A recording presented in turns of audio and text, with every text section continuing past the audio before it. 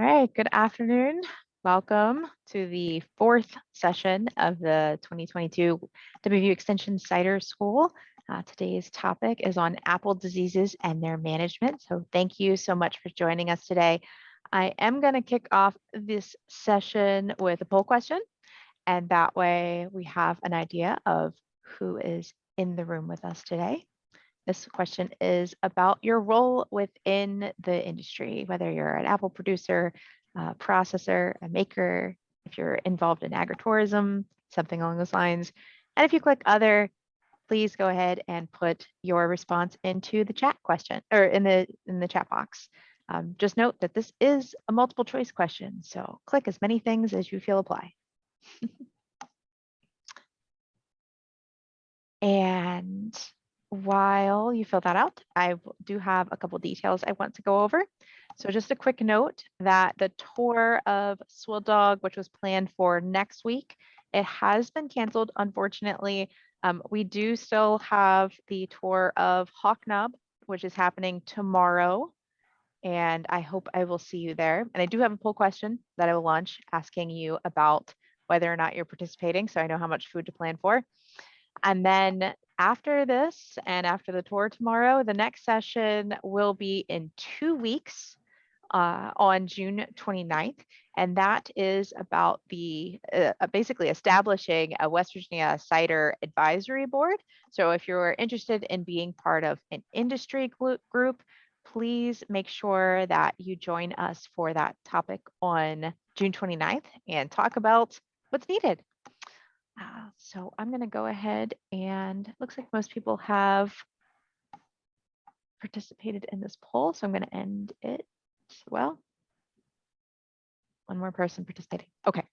And that looks like most folks here with us today are apple producers. So that definitely makes sense. And then I'm going to go ahead and launch that question about whether or not you're able to join us tomorrow for the Hawk Knob tour. So please fill that out. Thank you so much. So in the meantime, to be considerate and respectful to everybody that is here attending and to our presenter, we do make sure that everybody does start out muted. So there is time set aside for questions at the end. So if you want to unmute yourself at that time and ask questions, feel free to do so. Just remember to remute yourself after speaking. If you have the option for headphones or some kind of headset, please use that. I recommend it. If you're on a phone, just make sure you turn your speakers down so we don't have an echo from some sort of like audio feedback. And of course, during the session, feel free to use that chat box liberally to ask questions, put in comments, that kind of thing. And if you have any kind of technical difficulties, feel free to just message me directly in the chat box and I'll see what I can do to help you out. This presentation is being recorded, so if you have somebody that wants to watch it, missed it, it will be available on YouTube. And in the future, all of our content related to the Cider School will be available in our WVU Extension online learning community website. So look for updates on that in the future. This work on the cider industry is supported by a West Virginia Department of Agriculture specialty crop block grant. And if you're interested, that information is here in the slide. It's titled Feasibility Study for the West Virginia Economic Development Initiative on cider apple and cider production. And if this is your first session that you're joining us, welcome. And we do have two additional questions that I would love for you to answer. One of them is around the challenges that you see specifically for apple growers in the cider industry. And another question is on just the wider cider industry. So if you haven't participated yet, please make sure to think about those and put them in the chat box. We can revisit that a little bit later as well. So it looks like there's only one person joining us. Oh my goodness. Okay. Yes, if you decide to join, please let me know for the tour tomorrow. It should be fun. All right, so I'm going to stop sharing. I'm going to switch it over. Okay, so now I am pleased to pass it off. I will stop sharing my screen. Pleased to pass it off to Dr. Mahfouz Rahman, who is our plant pathologist and a specialist with WVU Extension. So Dr. Rahman, you should be able to share your screen. Perfect, perfect. Excellent. Thanks, Lisa, for the introduction, and I'll go ahead and get started. So I'm a plant pathology extension specialist. So I'm a plant disease management guy, and apple diseases, if you are growing apples, obviously, you know, apple diseases can be a problem, but in a 1 hour session, it's kind of impossible to mention all the diseases. But that's why I put that title, Major Apple Diseases and Their Management. But considering the cider apple, you know, like cosmetic diseases like or post-harvest diseases like anthracnose or scab or, you know, other spots, minor spots, I kept them, I did not include those in this presentation. So the major diseases I'll be discussing will be fire blight and a few others. But I just wanted to let you know that at WVU Extension, we, in the IPM team, we follow the integrated pest management approach. And for a disease management specialist, for me, I call it integrated disease management or IDM. So what you are seeing here, that integrated disease management actually includes many different options. What you are seeing here, we start from cultural and then mechanical and host plant resistance, regulatory options, biological options, and then at the end, the chemical options. So some of the disease management options actually will include all of these.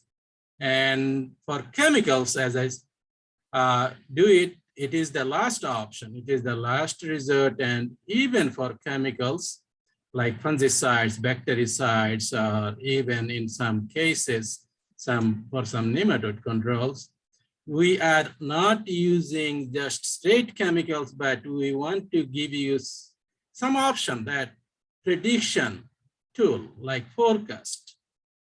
When will there be a signs of disease and when you really need to apply synthetic products or some other products for controlling the disease.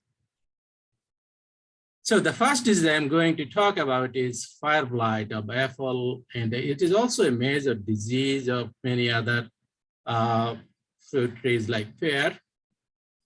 It is a bacterial disease, so it is not a fungal disease. And in any case, if you want to think about applying products, you will not be applying fungicides, but you will basically apply bactericides or antibiotics. In some cases, some growers had some success with copper and some other biological options. So fire blight, you know, like for normal apple production, it's a huge problem. And for cider apple varieties, I looked at it, and then George Sundin from Michigan State has been conducting some trials for fire blight resistance for cider apple varieties. And as far as I know, he did not find any apple varieties that have even moderate resistance to fire blight. So you should take this disease as a major one, because this has the potential to kill the whole tree. Here is a simple, disease cycle. The fire blight actually starts from infected spire or twig that was infected in previous years. And in the early spring, you will see what I'm showing you here, that bacterial ooze, that is basically the bacterial cells coming out from that infected areas in the spring. So when temperature keeps rising, bacteria also multiply. That's what you see. Those ooze will come out, those infected twigs or infected cankers.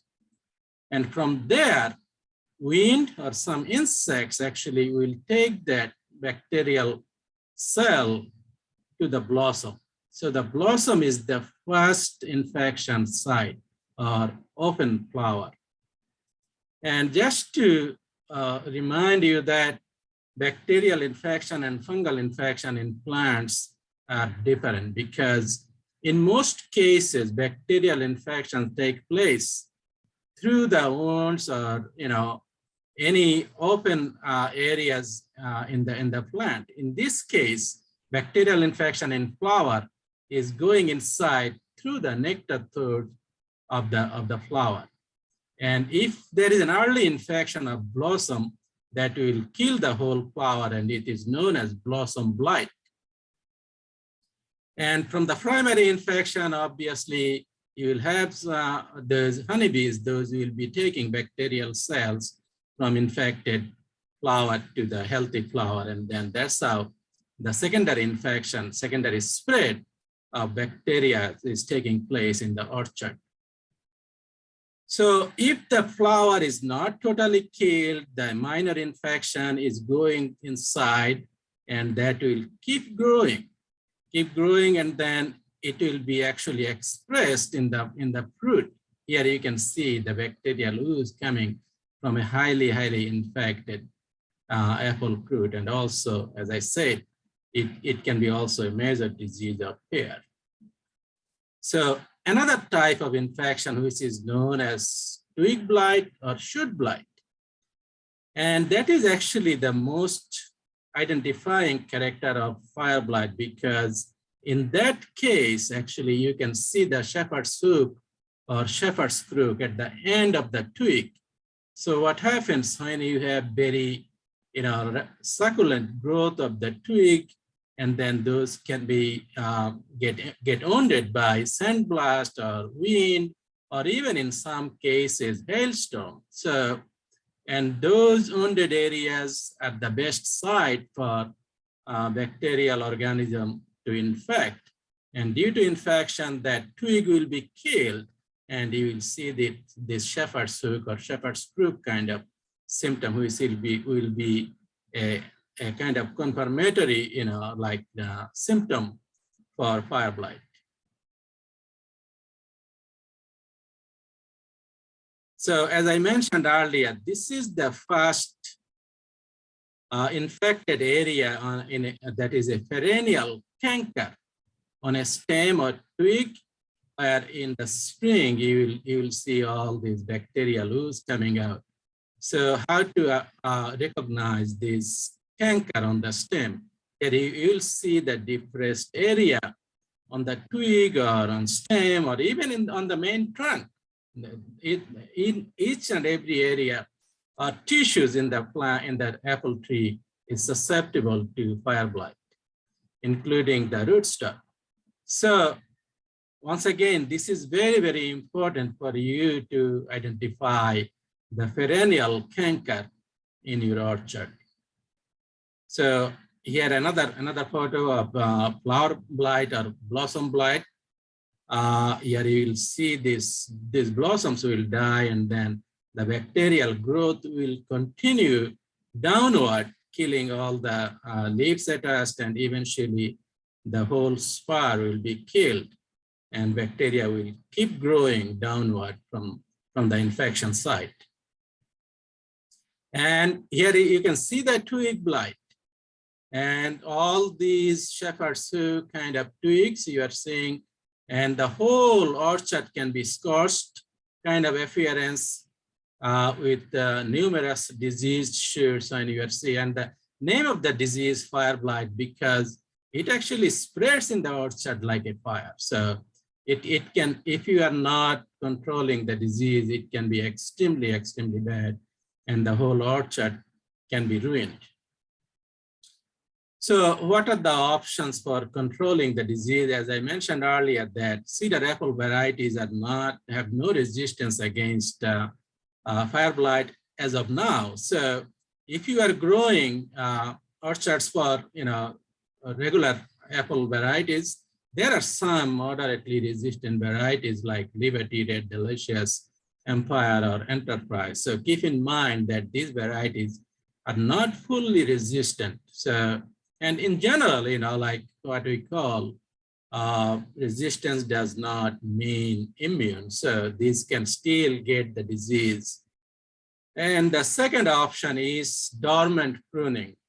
Like I showed you that infected twig or infected stem with the canker, you will have to take them out during the dormancy. So why you need to take them out during the dormant season? The whole idea here is that bacteria at that time are not multiplying.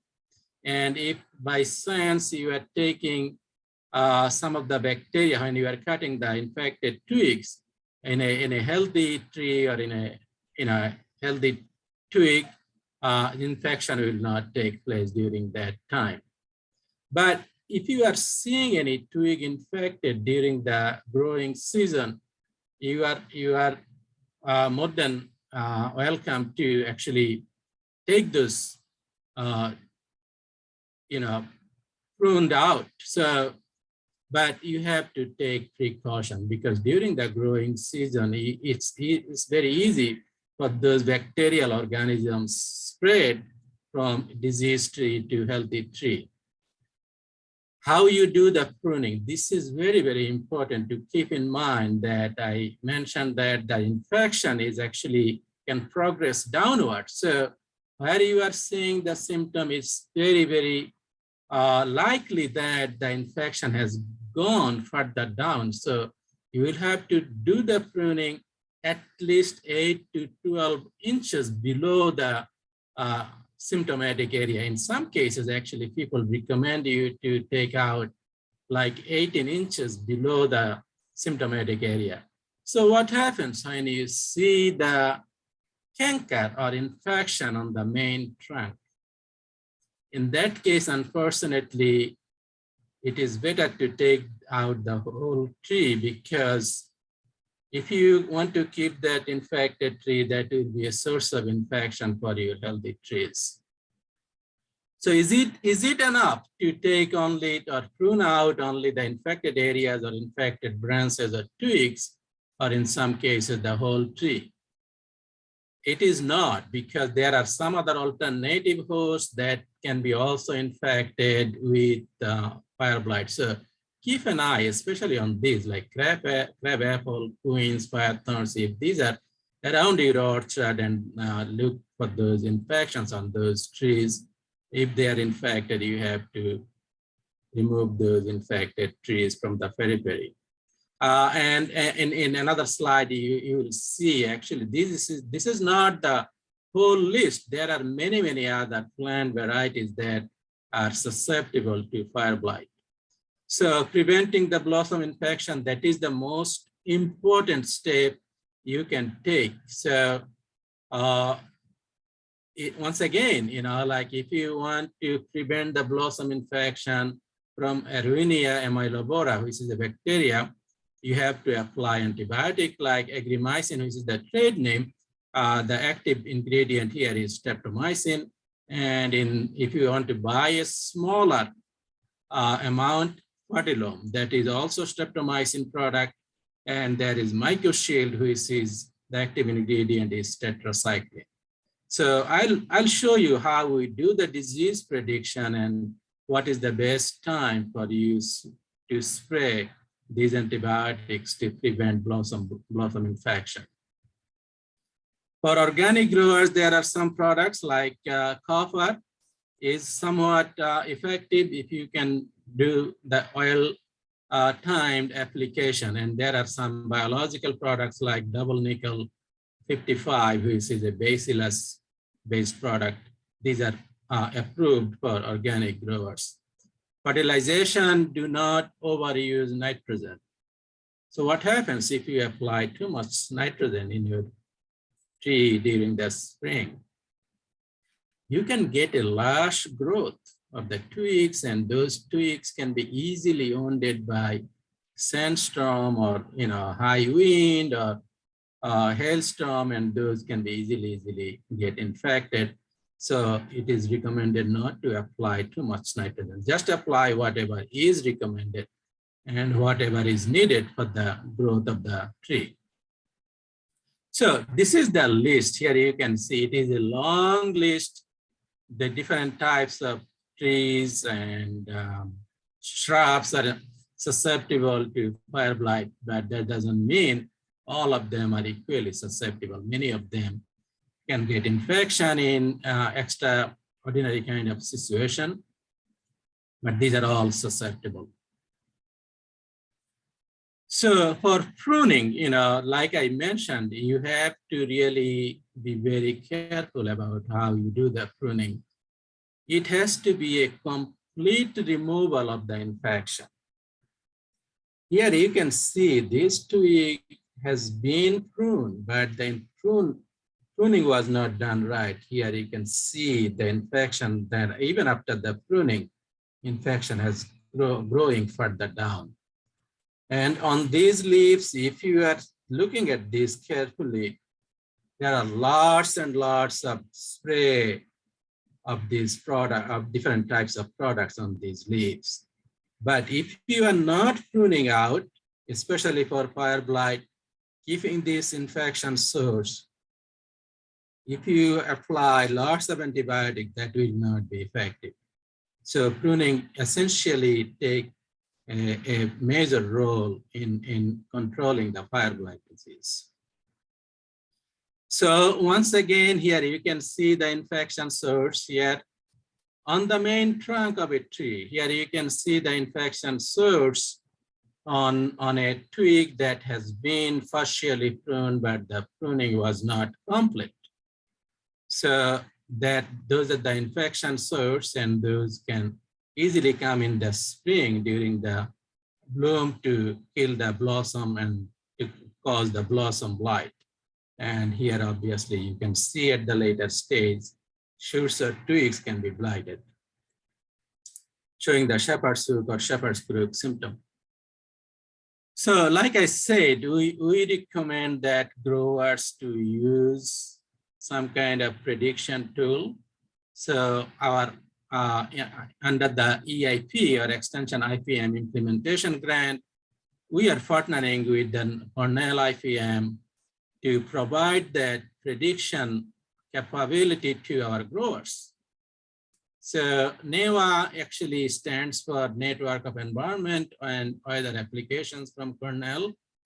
So if you do not have a login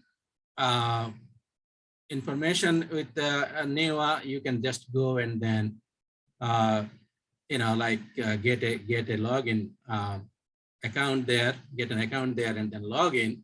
So you will see three different menu there in our dashboard, other tools, Prof and IPM tools. So if you click on Prof and IPM tool, and it will ask you to select or search by weather station. So obviously you will go to our state, and then you will see how many weather stations are in the network of NEWA. So we have we bought a few other stations and installed those in our main apple growing region in the Eastern Panhandle. So you'll see Augusta, West Virginia is one of them. So when you are in that page, you'll see many different disease management tools like apple scab, fire blight, or prediction tool, sooty blotch, and fly speck. So if you click on the fire blight, you will see a description of fire blight, Erwinia, amylovora, blossom blight, risk with cougar blight, and infection potential, or EIP, that is coming from the Mary blight. So there are two different models actually combined in that NEWA forecasting system for fire blight.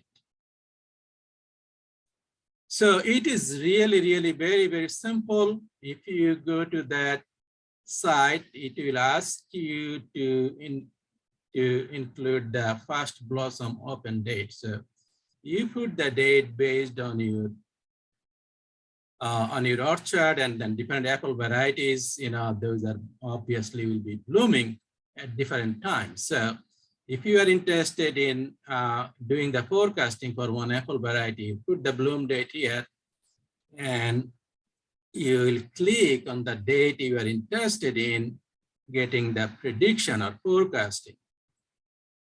So just for an example, I put April 26th, and our past blossom open date was April 4th. So as soon as you put those in dates there, it will give you the results. As you can see here, two different models. One is cougar blight, another one is Mary blight, which is represented by infection potential, or EIP, epiphytic infection potential. So here you can see in the previous slide what you saw, that I am interested in getting the prediction for April 26th. But here it's showing the results from April 24th to all the way to April 29th. So that means some of the previous days, what has been the weather condition, and and what is the potential for infection in the following few days. So in the cougar blight, it actually calculates the heat accumulation in previous 4 days. And in the infection potential or Mary blight model, it considers a few things that I will show you in the next slide. But this is all color coded. So when you see this result, you can see different color coding here. Green, obviously the potential is very low for infection. And if it is yellow, it's just a caution. If it is kind of orangish, you will see there is a high infection sense. And if it is red blood, then it is extreme sense of infection. And you really, really need to be very, very careful about taking some measures, especially for preventing blossom infection by applying antibiotics. And here you can see in all cases, these models are not in agreement, but in some cases, when the infection science is very, very high, you can see both models are showing very high extreme infection potential here.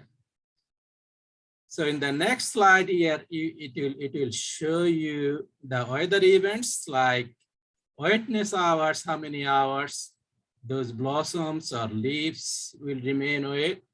And here, once again, it is color coded. You can see if it's dry, it will show you in yellow, and if it's wet due to rain or dew or some other very high humidity in the air, it will show in blue. So here you can see once again on April 29th and April 30th. So it's not only the temperature, it also requires some at least 1/10 or close to 1/10 of an inch rainfall.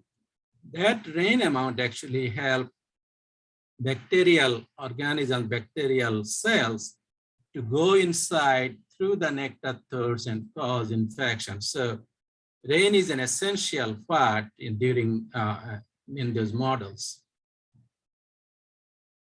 Here you can see there are many, many weather parameters. They are showing here rain amount, dew, leaf wetness hours. Here you can see once again April 29th, you have 11 hours. So it needs only 3 to 4 hours for the infection, leaf wetness. And hours with 90% or more relative humidity here once again on April 29th and April 30th, 3 hours and 1 hour respectively. And relative humidity maximum and minimum, like I mentioned, like it is always needed more than 90% relative humidity. So here you can see April 29th and 30th, more than 90%, 93 and 91. And average temperature, especially Mary Blight model, takes consideration of 60° and above temperature. Here you can see when the temperature is less than 60°, it is shown in green, and when it is above 60°, that is the cutoff for the fire blight infection, it will be shown in orange, so 64, 70, and 70. So this is, there is a real, once again, all the weather parameters are very, very conducive for the infection on that day. So if you are a grower, you should be doing something on April 29. But the good thing, if you are not doing, you are not spraying on April 29th, and you got the rain also on April 30th, you still have the option to go and then apply antibiotics on May 1. So in general, if you can apply antibiotics within 24 hours of rain, and temperature, average temperature was 60° and plus. So still it can be effective. So that is the good news about these antibiotics. So once again, those three parameters, certain number of heat units must accumulate during the bloom for a threshold level of inoculum to be reached. So especially for cougar blight, it considers the previous 4 days for heat unit accumulation. Wetting event that is represented by leaf wetness hours and the average temperature above 60° Fahrenheit. So here you can see it's not the maximum temperature, it's the average of maximum and minimum. So some of the descriptions you'll see in that model, like low risk, if none of these conditions are met, caution or moderate risk, only one condition is met, high risk if 2 conditions are met, and then extreme infection risk, that all the conditions are met for the fire blight infection. So once again, it is not everything in the model. You have to go and then you put the bloom date. Obviously, not all the apple varieties will be blooming on the same day. And you have to think about the average temperature. If it's above 60° Fahrenheit, there is a good chance of infection if it is combined with rain at least 1/10 of an inch rain.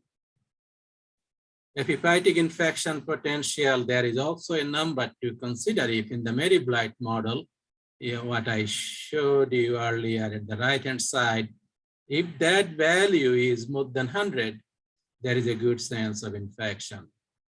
And the bottom line is it will have to be followed by rain event or some kind of dew. So leaf wetness hours will be 3, 4, 5, or 6 hours. So I think many growers, those who are growing in a different commodities, not only for apple varieties, for regular apple varieties or cider varieties, they also grow other crops like tomatoes and many other vegetables. But the forecasting or prediction, like if you are not even using the prediction tool, I always encourage you, if you want to apply synthetic fungicides, consider these factors. Rainy and humid with overcast sky. That's what are needed for fungal infections. Like tomato diseases, especially foliar diseases like early blight, septoria leaf spot, late blight of tomatoes and potatoes, that you have to think about if it's a rainy and humid condition. Obviously, if the temperature is high, like what we are having today, there is an obvious sense of infection if the inoculum is there. So the common denominator here is the infection source of the inoculum. Inoculum is there and the weather condition is conducive, there is a good sense of infection, and that is the time when you will have to apply products. And infection obviously is supported by leaf wetness hours. Leaf wetness hours, and again, supported by canopy, like if its canopy is too dense, if it rains, sunlight cannot get in, and then wind cannot move through the canopies, there is a high chance those canopy or leaves will remain wet for a longer time. And obviously, some varieties are a little bit resistant, and some varieties have no resistance at all. They are susceptible. So if you know the varieties you are growing, they are very susceptible, and weather condition is conducive for the disease, you have to consider some kind of preventative sprays. Few other diseases for apple varieties that has the potential to kill the whole tree. One of them is Phytophthora root and crown rot. So in this slide, you can see that one of the trees are showing kind of chlorotic brown leaves, and obviously surrounded by trees. Those are still with lots of green leaves. So obviously that indicates that this tree is distressed or some kind of infection is going on in this tree. So there are many other diseases that can infect the leaves. So obviously that will be like leaf spot, and leaf spot will not be killing the whole tree right away, like in some cases fire blight and Phytophthora root and crown rot. So here, this tree is basically will be doomed like in a year or so. And that is an obvious indication that the root system or crown is infected with some kind of organism that can kill the whole tree. So crown rot of apple is caused by Phytophthora, cactorum. Phytophthoras are actually called water mold. So if the soil is too moist and kind of saturated during the rainy environment, this Phytophthora can multiply very, very quickly. And also during the cultural operations, some of the tree roots can be wounded or injured, and then the fungal pathogens can get easily through these wounded roots. Infection is taking place through the root system, but the infection will go up all the way to the crown area. Here you will see kind of water-soaked areas with discolored bark.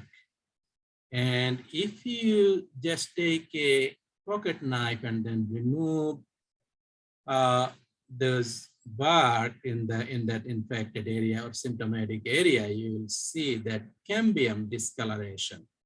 You can see the orangish or reddish cambium discoloration, and there are some uninfected areas. So that will be a good indication that this tree is infected with Phytophthora root rot. So once again, like I mentioned, is heavy soil, like in our state, soil in most cases very heavy, and especially in the low-lying areas, Phytophthora can multiply very, very quickly. So facilitating drainage is the first thing you will do in a situation when you see some of the trees maybe infected with Phytophthora root rot. And obviously removal of that tree is important, because if you are not doing it, all these roots you can see lots of Phytophthora spores are there. So if the rainwater, with the runoff, these Phytophthora spores will be running down in other areas and then may cause infection on the healthy trees. So removal of these infected trees is desirable, and other trees, surrounding trees, you can apply some Ridomil, which is the active ingredient is mefenoxam, Alliate, which is a acetyl aluminum, and Agrifos. These are the products are really very, very effective against Phytophthora root rot. So what happens when you apply this product? These are called MP mobile. So that means these can go upward. And if you apply them on the foliage, these can also go downward in the root system. So it doesn't matter whether you are drenching the soil or you are applying these products on the foliage. They will be reached in the system, and then and especially Redomil Gold has some curative effects. If you apply with partially infected or at the early stage of infection, that can cure that infection. So obviously some morphological symptom I showed you. If you are not sure or you are not satisfied with the diagnosis by yourself, you can always send the sample to the diagnostic clinic for a confirmatory test. What we do this on-site immunostrip test that you are seeing this similar test we are doing for people are doing nowadays for COVID and many other similar tests you can do. So then you can just take the infected tissues in this buffer and then macerate the tissues. So after homogenizing the tissues, this antigen will come out from the infected tissues, and then it will bind in the antibody in the strips they will be providing from the lab. So we buy this from AgDI. Nowadays, the yeast test is even less than $5. So, and it's really very convenient that you can even take these immunostrips and the buffer pouch in the orchard, and then you can do the test on your own. It takes only 15 to 20 minutes, and there are very simple instructions included on those immunostrip kits. So with 2 lines, obviously we say it is positive for Phytophthora. Few other diseases like leaf spurs, especially cedar apple rust. It will not be killing the whole tree, but if those leaves are highly infected and a defoliation is taking place early, especially during the midsummer, those trees will not be producing enough carbohydrate, and then over time those trees will be very weak, compromised, and it can be infected with many other diseases. In cedar apple rust, the first symptom you will see pale or yellow-orange spurs. You should see during this time of the year, May or June. And in these spores, especially at the center of those spores, you will see black fungal fruiting bodies called pycnidia or pycnia. You can see here. And on the lower side of the leaves, not all the symptoms you will see on the upper side of the leaves. On the lower side of the leaves, especially during the late spring and early summer, those spurs will develop on the side of the leaf. Within these spurs, a number of small tubular projections, we call them ascia. So those tubular projections will be kind of more diagnostic that these spurs are actually cedar apple rust spurs. And defoliation of these spurs of these leaves are very common during, especially during the dry summertime. So as the name implies, this is called cedar apple rust. That means 2 different hosts are involved. You can see the cedar trees, infected cedar trees, showing these very shiny galls, and obviously apple leaves infected with cedar apple rust. So what happens to complete the life cycle? These spores are produced on all the rust diseases. There are many different types of spore types they produce. So on the apple leaf, they will produce asciospore. These spores will be dispersed during the June and September timeframe, and these will go on the cedar trees. And infected cedar trees will form the galls during the next summer. So it takes long time for the gall to be matured. So in the following spring, after rain, these teleal horns, these are called teleal horns. These teleal horns will form some kind of spores. Those we call teleospores. And these teleospores eventually will produce basidiospores. So here you can see many different types of spores are produced. One of them going to the cedar trees to infect those, and then cedar tree producing different types of spores. And those spores will be airborne.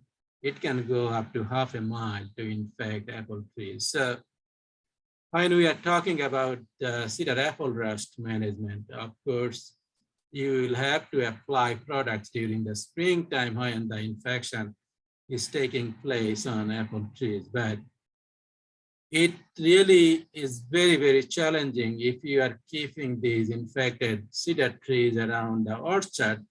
Those will be producing these basidiospores to go and then infect the apple leaves. It will be very, very difficult to control the disease. So it makes sense that you remove those infected cedar trees from around the orchard.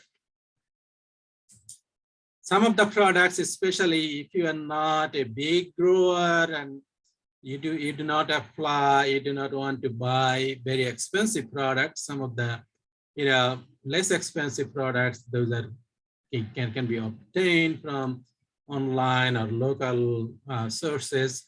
Those are Raleigh, Captain combination you can spray, or Raleigh or Mentozid combination you can spray during the springtime. So for all apple diseases, especially those are infecting the foliage like scab and cedar apple rust and many other diseases like black rot, I'll be talking in a minute.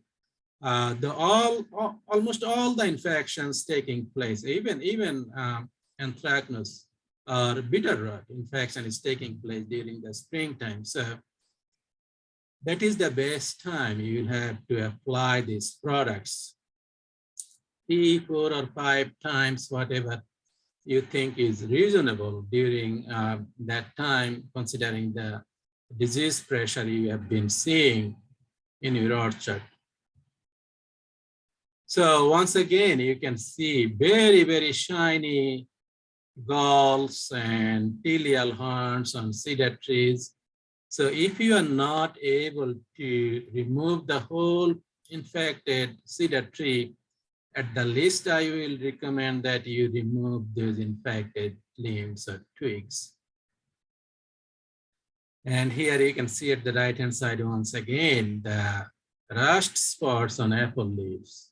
Almost 60, 70%, or up to 80% of the leaf surface is now occupied by these rust spots. So these leaves will definitely defoliate early, like by mid or late summer. So those trees will be, if the infection is coming and the disease is coming back every year, those trees will be compromised. Disease resistance, it plays an important role in disease management. Here you can see I took these photos in Winchester, their Virginia Tech research station, and it's so distinct. You can see the susceptible variety next to the resistant variety. In the susceptible variety, those almost all the leaves are infected with few or no fruits. But at the right-hand side, you can see the resistant varieties. Still, all the leaves are there, and then you can see lots of fruits on those, on the resistant trees, resistant varieties. Once again, you can see these infected, highly infected apple tree with Cedar Apple Rust. So the last disease I'm going to talk is black rot or frogeye leaf spot. So these two different names, basically frogeye leaf spot represents the infection on the leaves. And from those leaf infections, these fungal spores will go on the fruit and then cause these blackened areas on the fruit that will be completely rotten and mummified by the end of the season. So frogeye leaf spot is the part of the disease that is occurring on the leaves, and black rot is basically on the fruit. So very similar to fire blight, this disease also survives from one season to another, or 1 year to another year on the infected bark or cankers. So here you can see these cankers are slightly different than fire blight canker. Obviously, all the cankers will be kind of depressed areas and sunken areas on the stem or on the branches, and those, especially in case of black rot cankers, the bark will be peeled off.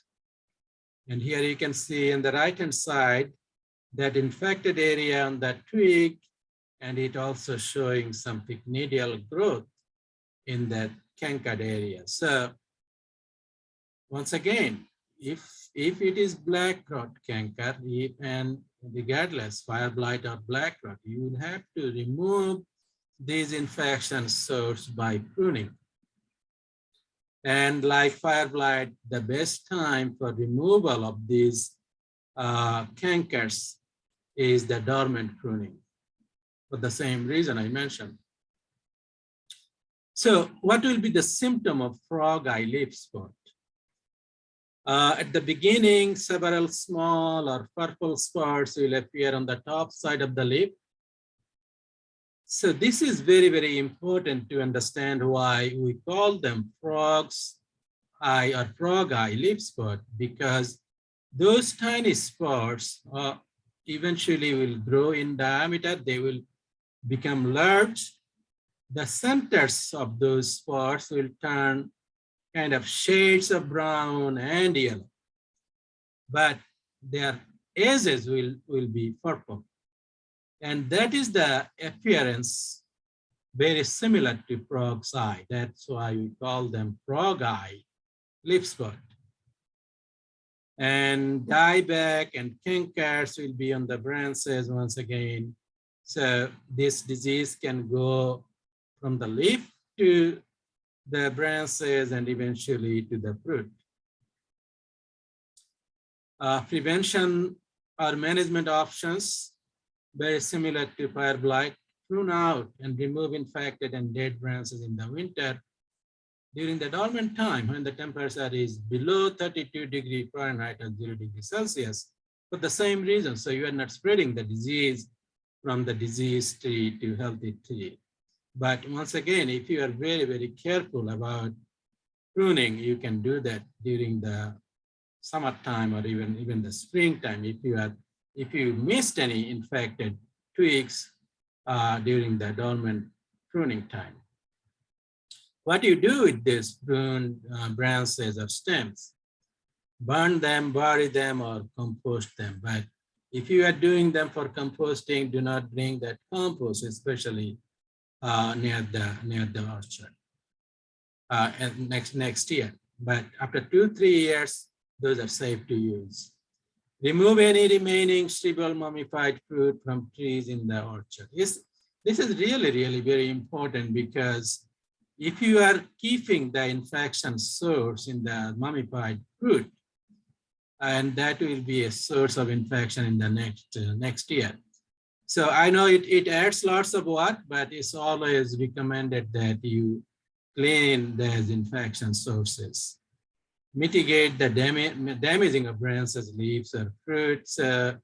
Always fungal organism can infect without without wounding or injuries. But if you injure the leaves, those can be infected very, very quickly.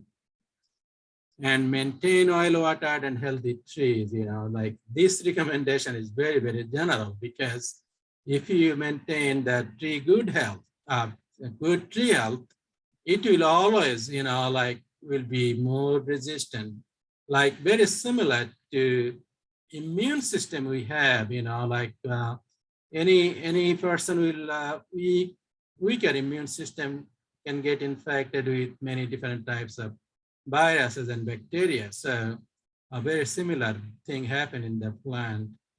If the plants are growing very healthy and tree plant health is in optimum condition, they can resist more disease than a weaker tree.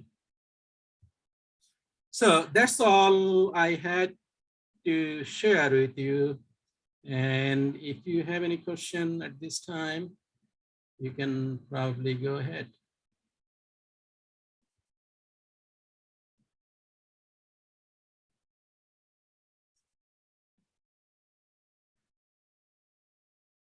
I don't see any question now. Okay, when do you spray streptomycin to prevent fire blight, and can it be stopped with the antibiotic? Yeah, so, like I mentioned, like most of the infection is taking place during the bloom time.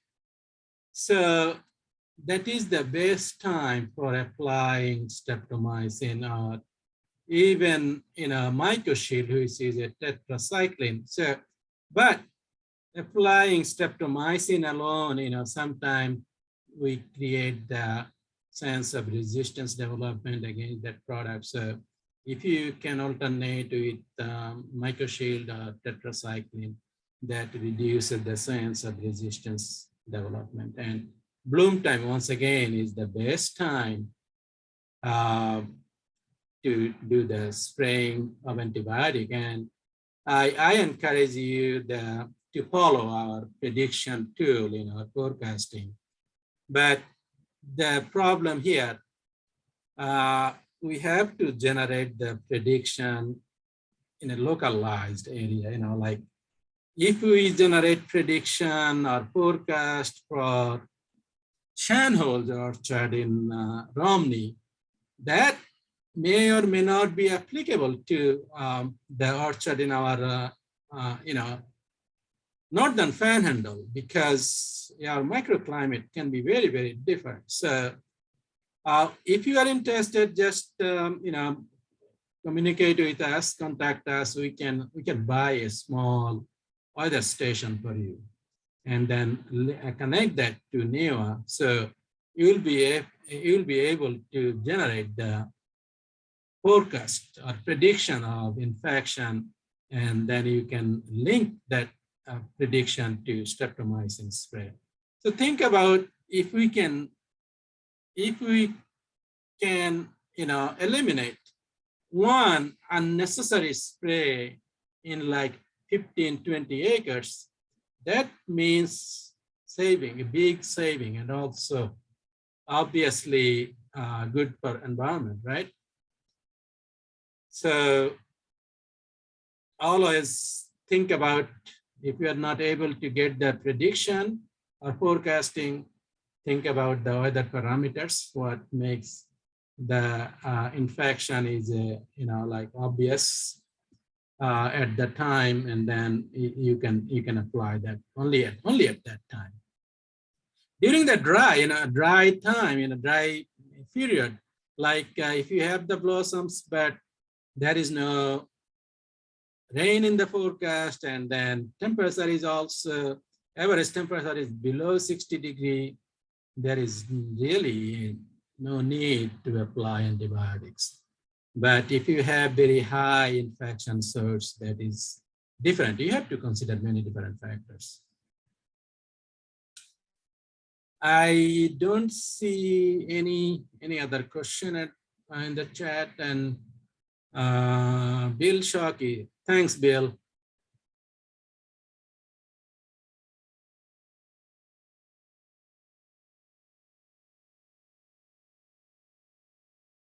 Oh, that's a good question. I talked about that See quite if a they were few paying times. attention. Oh, everybody got it. Oh, two respondents. They got it right.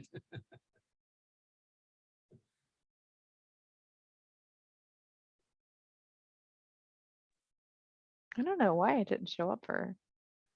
Oh, there it goes. I guess it was updating. Okay.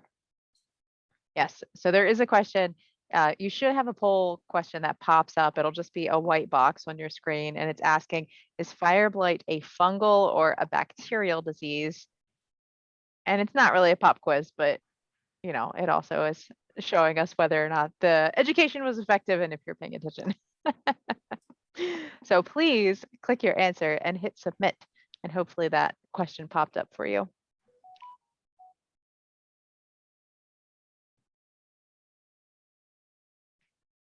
And if you have a question, feel free to either come off of mute and ask, or go ahead and put it into the chat box.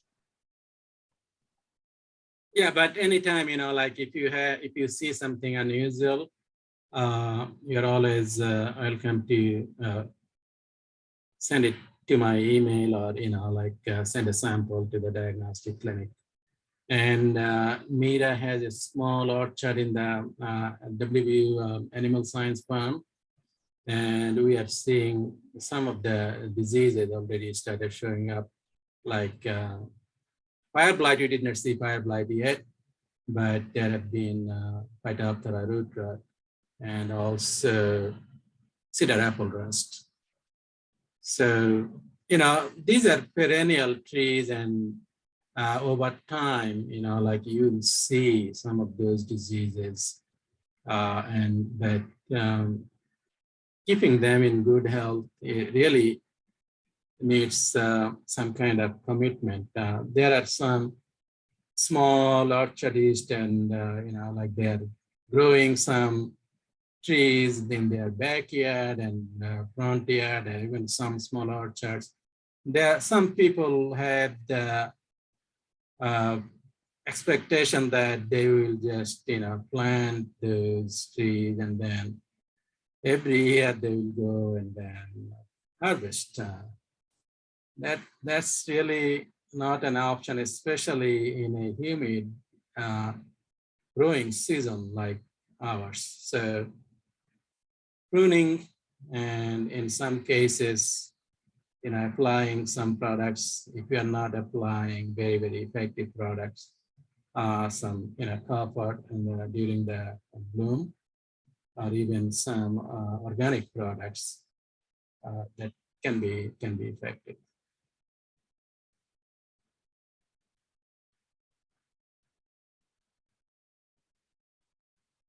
All right. And Mafus, did you want to give a little plug for the how to submit a sample? Did you already mention that? Well, you have to basically, you know, go to WVU Plant Diagnostic Clinic. All the instruction is there. So just Google WVU Plant Diagnostic Clinic, and then so, you know, nowadays you can find anything. Google knows all, right? Uncle knows everything. So, but, you know, just if you are sending a sample, just I encourage you to follow the instructions. Sometimes I get samples, you know, very dry. They're not putting it in a plastic bag. And we are dealing with some, you know, like biological things, you know, all these microbes, whatever causing the disease, fungi, bacteria, and the viruses, these are kind of living, growing things. So if the tissue is really, really dried up, I cannot grow out anything. And then by looking only at the symptom, I'm not 100% sure, you know, like in that situation, I need to grow out the sign. It's not only dependent on the symptom, the sign, actual causal agent there. So I connect the sign and symptom to make sure what is actually causing the problem of the disease. Think about these leaf spots. There are many different types of leaf spots. There are some fungal, there are some bacterial. It's not only about apple tree, but in many other commodities. And those leaf spots are so diverse, like in some cases, and the symptoms are even so overlapping to each other, like it's very difficult to say this is this. So why this is important to get the right diagnosis? Because when we make the recommendations, it's not like one size fits all, like not one product will take care of all the diseases, because the even insecticides and fungicides, nematicides, nowadays narrow spectrum. Those, like in old days, like if you apply something, whatever around in that environment, everything will be killed. That is bad for the environment. So nowadays the products available, those are narrow spectrum and they can control only a few things. So if you are applying the wrong stuff at the wrong time, it will not be effective. So good timing and right product choice, these are all, very, very effective for controlling diseases and any pests in general.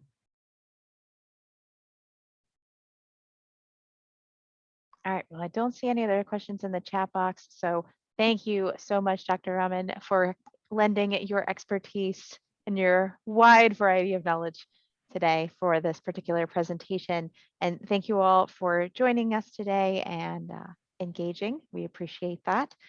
So again, tomorrow is our tour of Hawk Knob. We'll hopefully see you then. And then the next session is going to be in 2 weeks. In the meantime, I will get that information up, or the presentations up on YouTube for you.